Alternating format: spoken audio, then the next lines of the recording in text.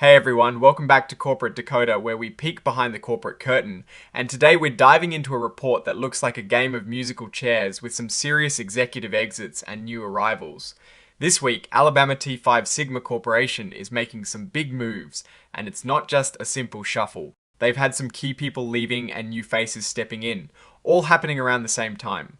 Let's break down what this means for the company and its future. Alright, let's get straight into it. The date that really matters here is the 21st of November, 2025.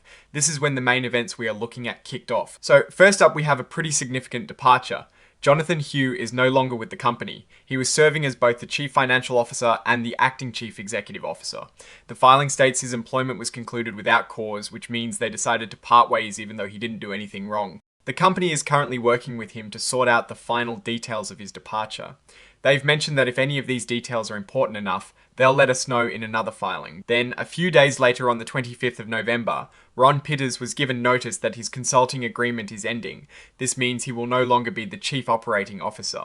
The company says this will happen according to the terms of his agreement.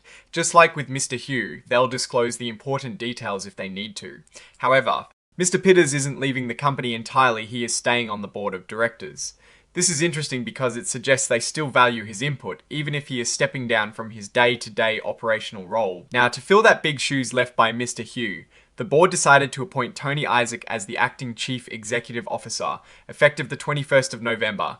Tony Isaac is already the president of the company and a member of the board, so Hez taking on this additional very important role. The company made it clear that no new employment or consulting agreement was made for this appointment, and Therese no special understanding or family connection driving this decision.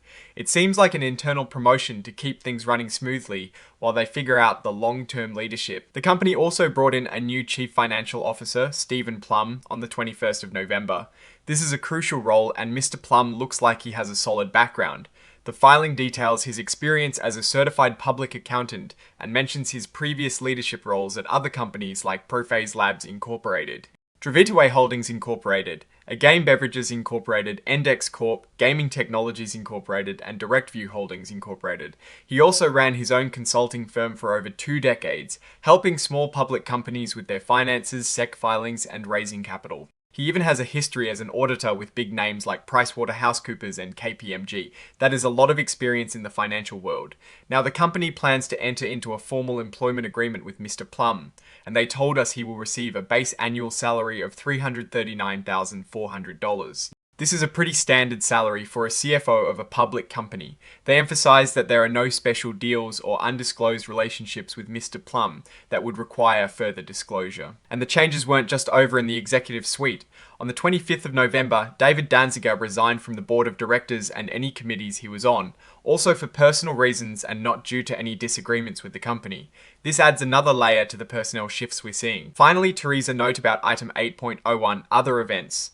The board has decided to disband a special committee that was created to look into some specific matters that were previously reported back in August. The information gathered by this committee and its advisors has now been presented to the full board.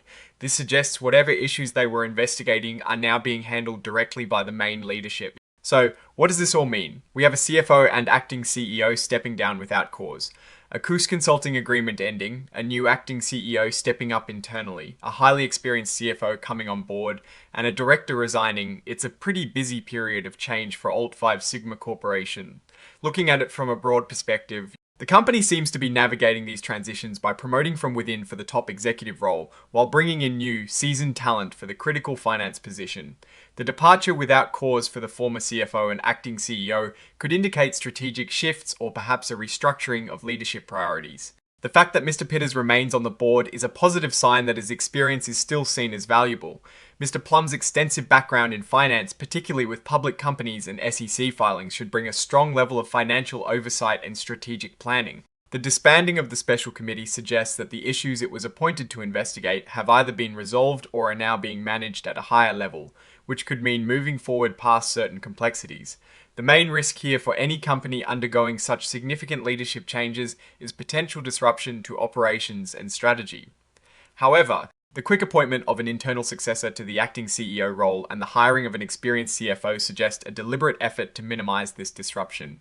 The opportunity is for the new leadership team, particularly with Mr. Isaac taking the helm and the strong financial expertise of Mr. Plum. to steer the company in a new, potentially more effective direction. In conclusion, Alabama T5 Sigma Corporation is in a phase of significant transition.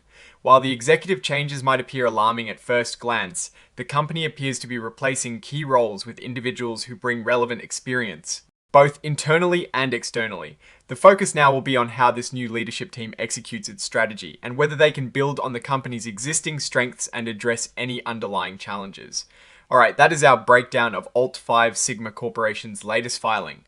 What is your take on these leadership changes and what they signal for the company's future? Drop your thoughts in the comments below. If you found this analysis valuable, hitting that like button really helps, and subscribe for more deep dives into corporate filings.